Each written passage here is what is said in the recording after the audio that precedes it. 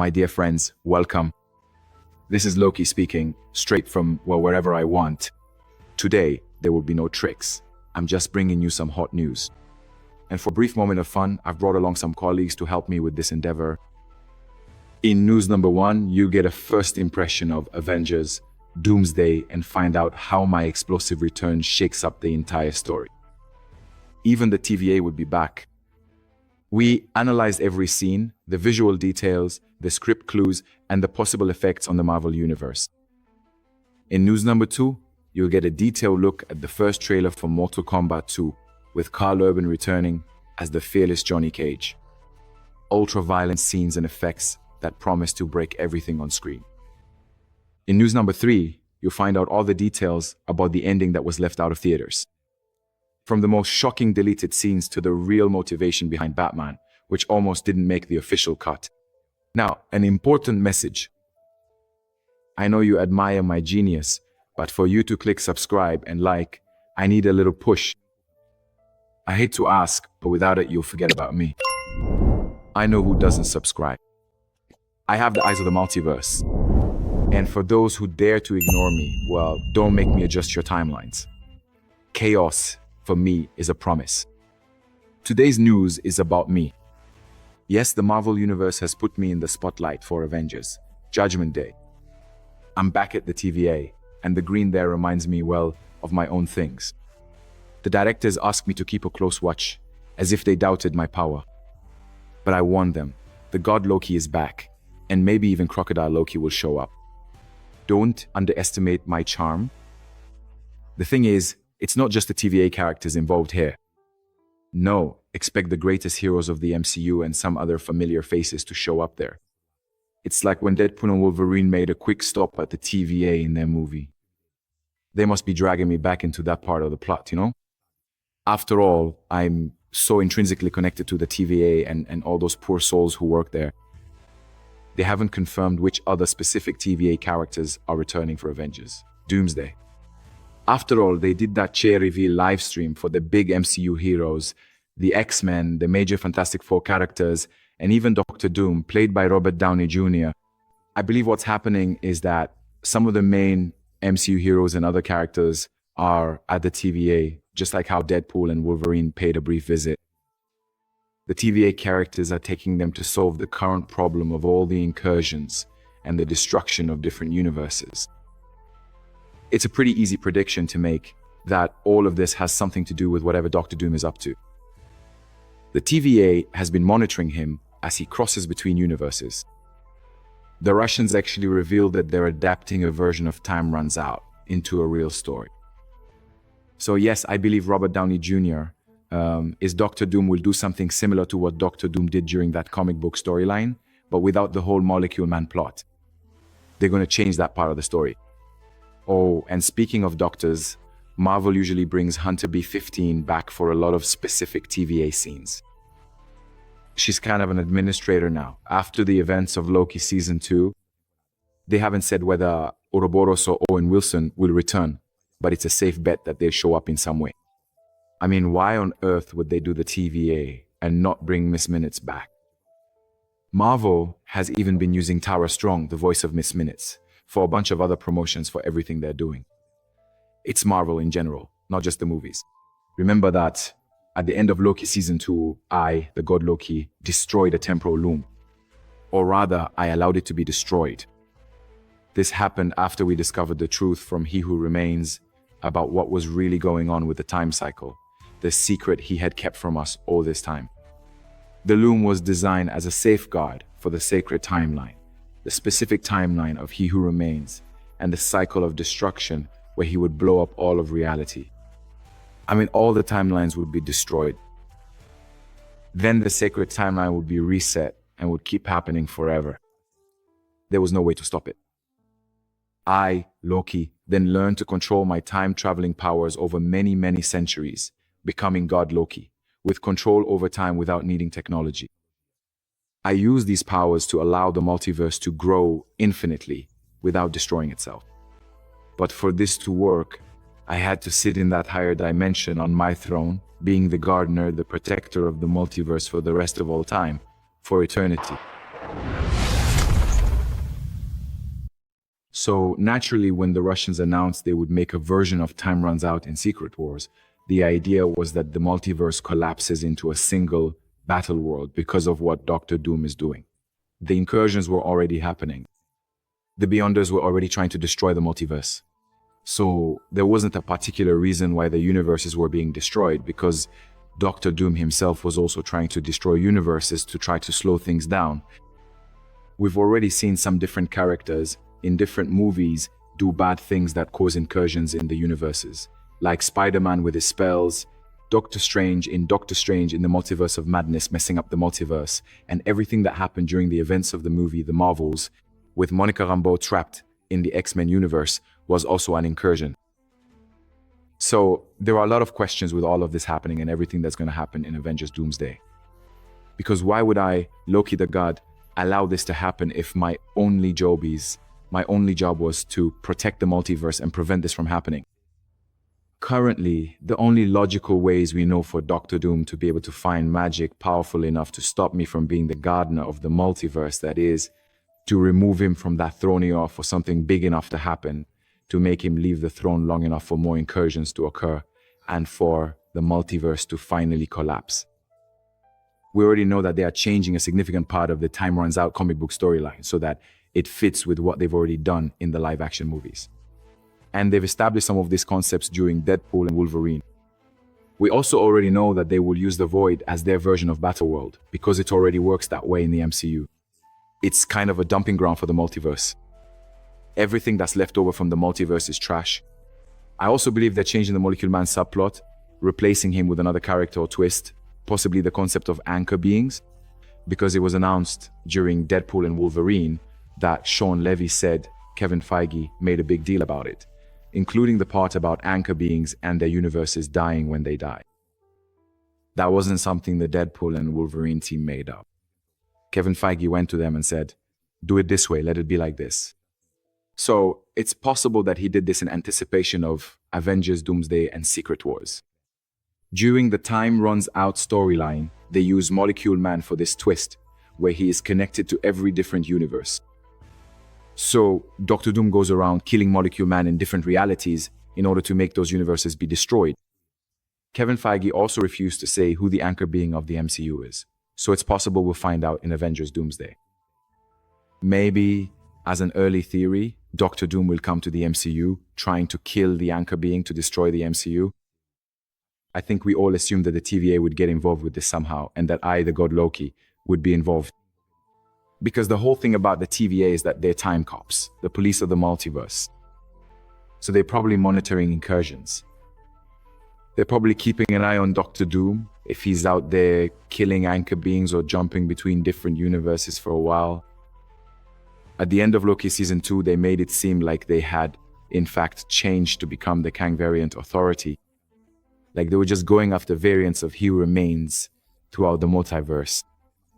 If it wasn't clear, they kept searching for other very dangerous villains across the multiverse. Doctor Doom would be at the top of that list in Avengers Doomsday. So of course the TVA would be keeping an eye on him. Let me know in the comments, what do you think Doctor Doom does to allow the rest of Time Runs Out to basically unfold and the entire multiverse to collapse? Since I, the god Loki, technically have the power to prevent that from happening. Doctor Doom simply needs to do something to deal with the god Loki, and magic is probably the easiest way to get around that. My rise set the stage for countless battles and shaped the very fabric of the timeline. I am now one of the most powerful characters within the live-action movie multiverse overall. Franklin Richards will be showing up soon as well. He'll be at the top of this power level list. There was literally a Fantastic Four trailer where they were joking about how powerful Franklin Richards will be in the context of the movie. Like, characters in the movie will be questioning just how powerful Franklin will be. And since we just spent time at the TVA during Deadpool and Wolverine, people are asking what's going on with those two characters. Does Deadpool still have that TVA time device? The one he had in the post-credits scene, which lets him open portals through time in the multiverse. Originally, they weren't supposed to come back during Avengers Doomsday. They were going to save their return for Secret Wars. But since Deadpool and Wolverine blew up so much, like made so much money, I wouldn't be surprised if they had a small cameo during Avengers Doomsday. But I still think they're not meant to be major characters in the story. Until Secret Wars, it's like, oh damn, we have to go back to the Void. We just got out of here. This place is terrible. Why are we here again? On the other hand, Chris Hemsworth just gave an interview about Avengers Doomsday, saying they wouldn't be doing any new Asgard stuff. He was just sad about how much he enjoyed doing all the new Asgard things in the previous movies and how they wouldn't be doing that during Doomsday. This is what he actually said. Filming the Avengers in Scotland was a really cool experience. He's talking about Avengers Infinity War and Avengers Endgame. It doesn't look like we'll be going back for Doomsday, which means they won't be doing many exterior scenes of New Asgard or the Asgardians.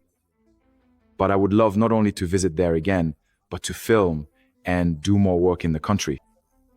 The people are amazing. He might also be teasing a bit about Thor 5 because there have been more talks about them actually making Thor 5 at this point. Remember that Kevin Feige said there would only be 5 main groups during Avengers Doomsday.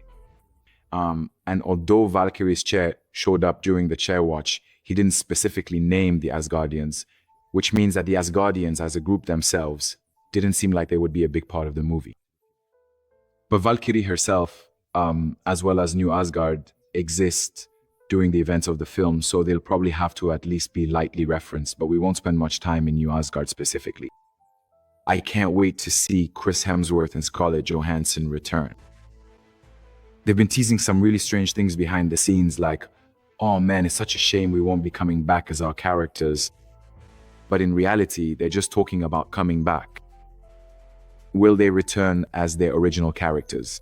They'll probably come back as multiverse versions, completely different types of characters. We already have a lot of images of them filming X-Men scenes in their universe, with a big Doctor Doom battle taking place. There are Sentinels that look exactly like the classic ones from the 90s comics and the X-Men animated series.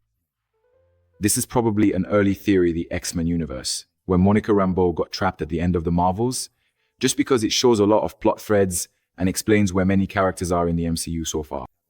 This battle seems to happen right at the beginning of the movie and will be kind of like Thor's battle with Thanos at the start of Avengers Infinity War. Like they open Avengers Doomsday with a big battle scene, and then all these characters travel to the MCU. Eventually, the survivors of that, please, don't kill off all these X-Men in that opening battle. That would be a huge, huge disaster. When it comes to Thor 5, if Marvel really does make a version of that in the next few years, what I'd like to see is Doctor Doom killing Thor at the end of Avengers Doomsday as one of the big twists. Like, Thor is supposed to be so powerful now in the MCU. Wouldn't it make Doctor Doom seem like a much bigger threat if the other Avengers watched him kill Thor right in front of their eyes?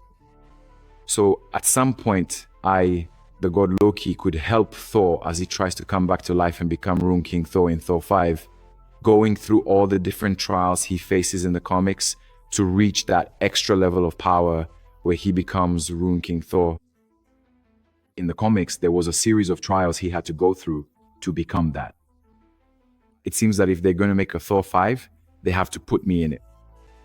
That was one of the big things missing from Thor Love and Thunder. There was no Loki. Just because we're kind of in the middle of Superman week right now. So that's it, my dear viewers. Loki's time is back, and this time the multiverse is in my hands, or rather, under my supervision. Don't forget to hit that like button, click subscribe, and please comment below what you thought of my brilliant analysis. Otherwise, don't blame me if your next breakfasts mysteriously turn into worms, or if your internet connection suddenly decides that the concept of stability is just a suggestion. You've been warned. Now I'll hand it over to my dear colleague Rodrigo Barros, a Mortal Kombat specialist.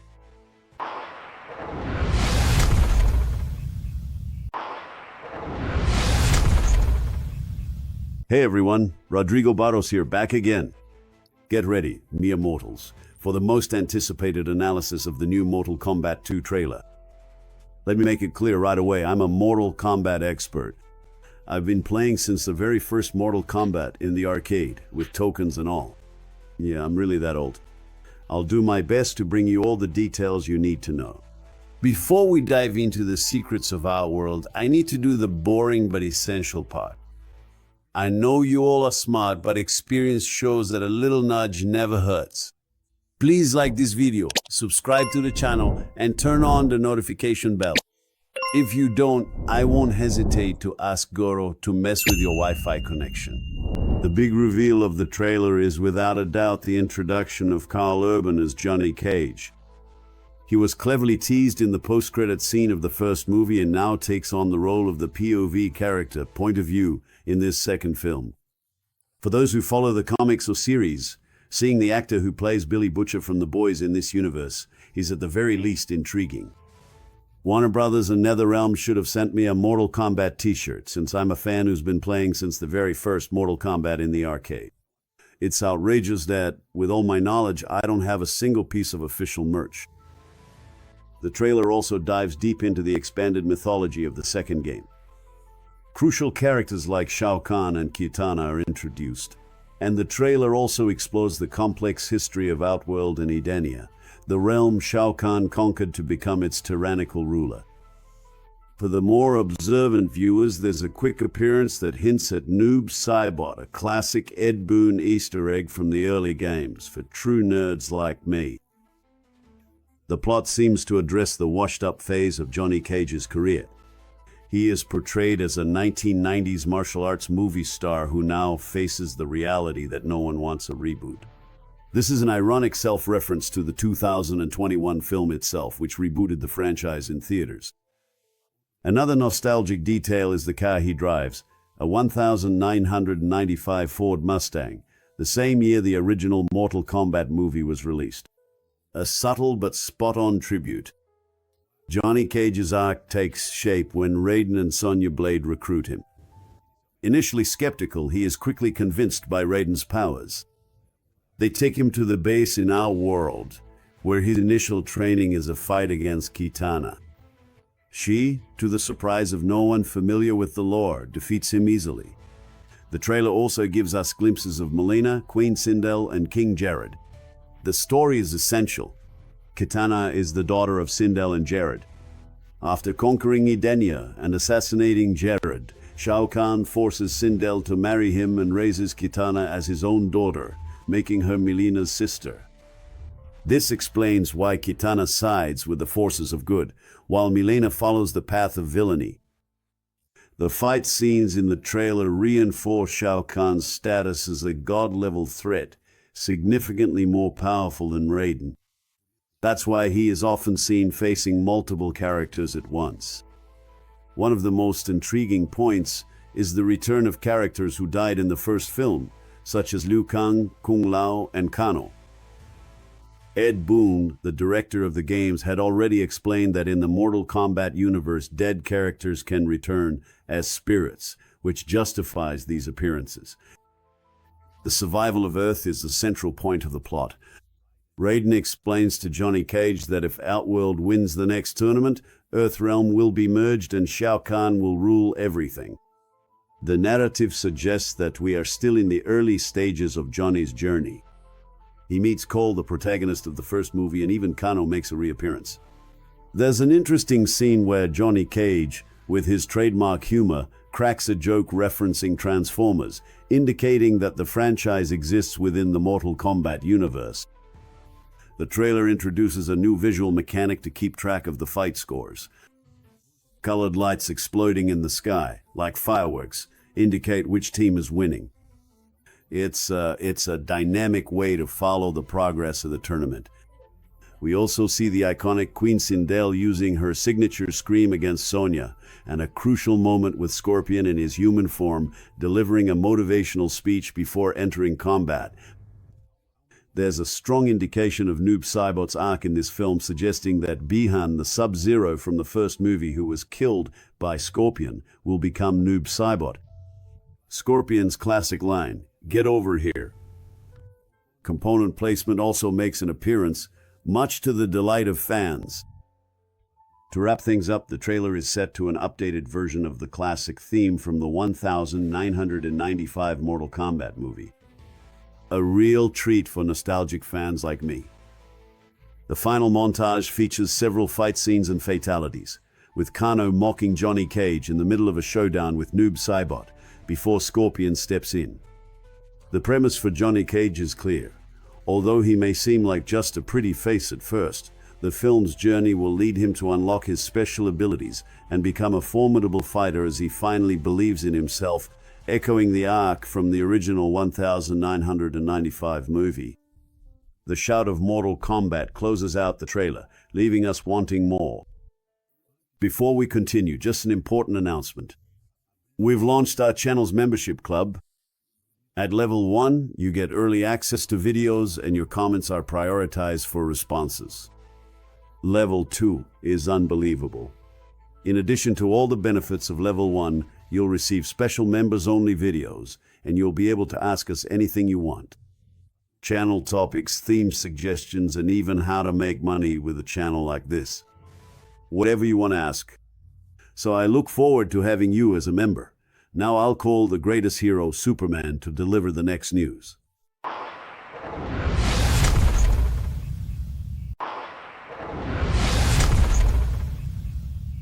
Hey everyone, Superman here. And look, if you thought my life was just about saving the world and posing for photos in a tight suit, get ready, because James Gunn, that director who loves a plot twist, decided to dig up a secret about my new movie. Like some alternate endings, some deleted scenes, and even some post-credit scenes that never saw the light of day. But the question that just won't go away, and that haunts me more than kryptonite on a hangover day, where's Batman? Ah, that's the million-dollar question, or better yet, the billion-dollar question if you count the box office profits. Get ready, because what I'm about to tell you will leave you more jaw-dropped than when I lift the building with one hand.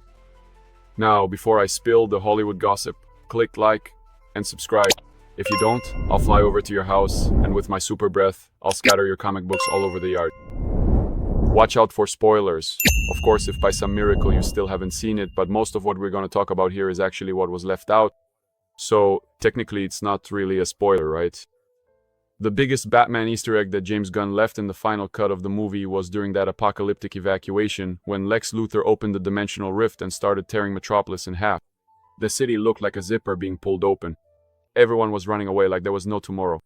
There was an iconic scene, which you saw in all the trailers, where I hold up a building to save a woman before it crashes into the bridge.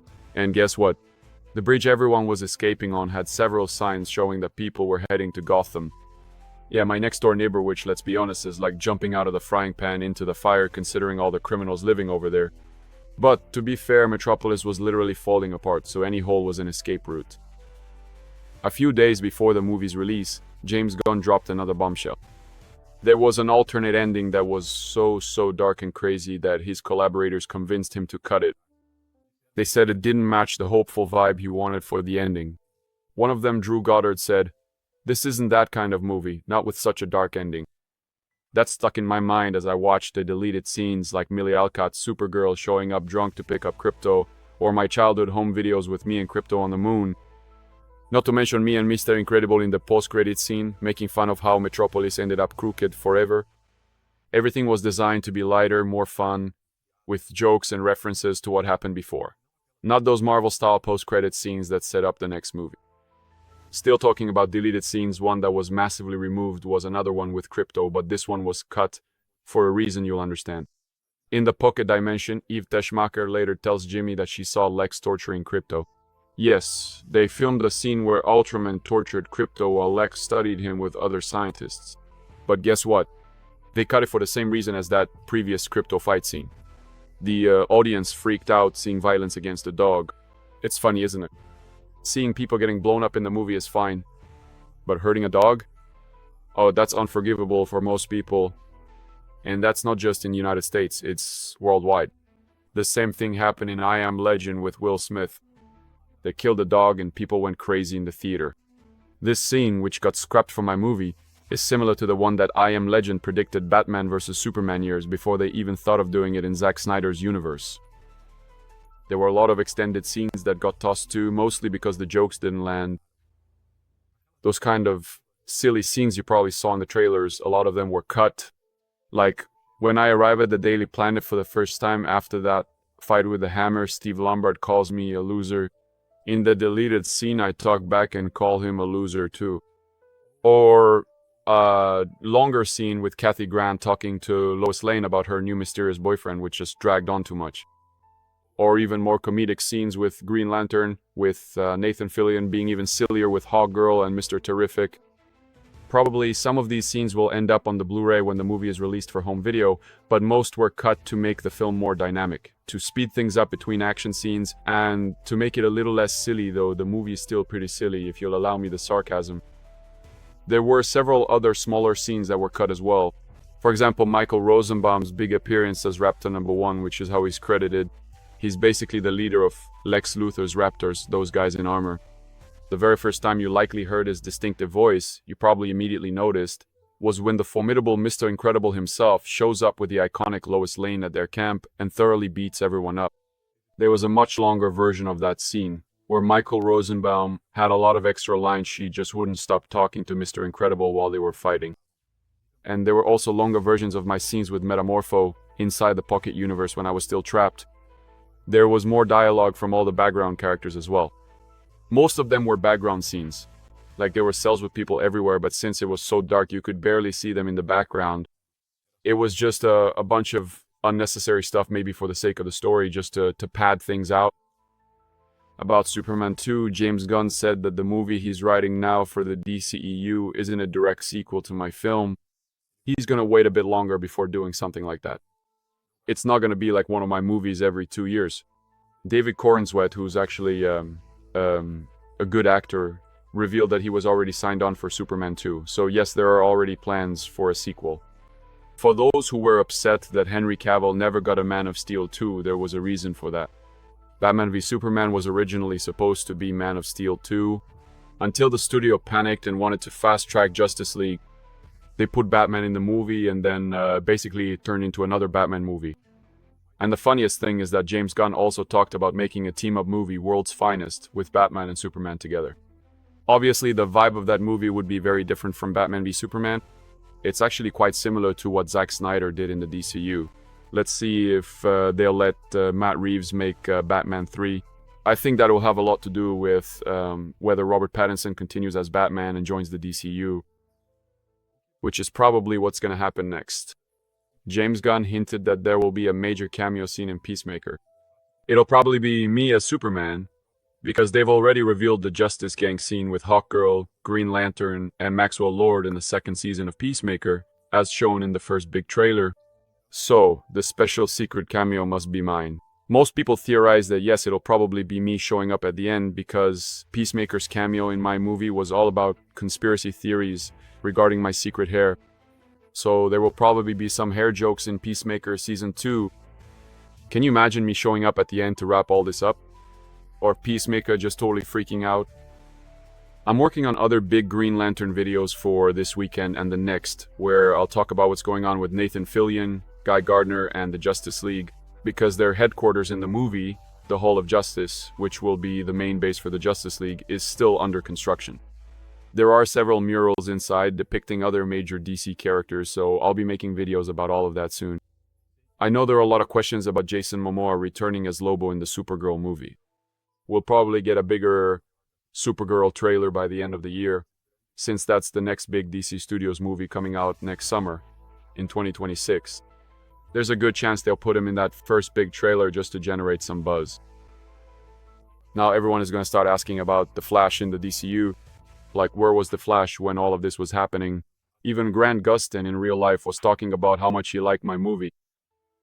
We've reached the end of our journey through the behind the scenes of my life, my movie. I hope you enjoyed finding out that even a superhero like me has his tough moments on set. Now, if you made it this far, don't be a villain.